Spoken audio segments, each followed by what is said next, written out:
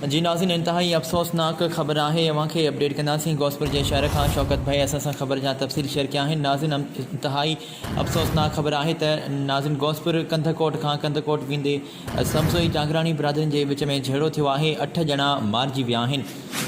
इंतहाई अफ़सोसनाक ख़बर है। अवां खे अपडेट करे आहियूं। इलाइक़े में सबसोई ऐं जागरानी बिरादरियुनि जो झेड़ो थियो आहे कच्चे वारे इलाइक़े में। नाज़रीन, जंहिं दौरान 8 ॼणा अजल जो शिकार बणिजी विया आहिनि। वधीक फायरिंग जारी है। अहिड़ी ख़बर जा तफ़सील मालूम कयूं था।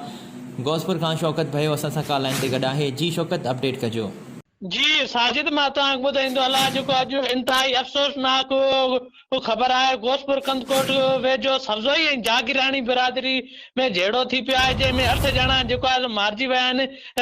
कच्चे वारे इलाइक़े में सबज़ोई ऐं जागीरानी बिरादरी में झेड़ो थी पियो आहे, जंहिं दौरान 8 ॼणा मारिजी विया आहिनि। 10 ॼणा सख़्तु ज़ख़्मी ॿुधाया पिया आहिनि। जंहिं त फायरिंग जो हिन वक़्त ताईं सिलसिलो जारी आहे।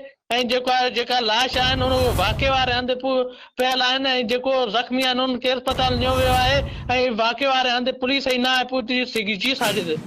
शौकत, तव्हांजी वॾी महिरबानी। तव्हां असांखे अहिड़ी अहम ख़बर जा तफ़सील ॾिना आहिनि। नाज़रीन, सबज़ोई ऐं जागरानी बिरादरियुनि जी ॿिनि धुरियुनि विच में झेड़ो थियो आहे।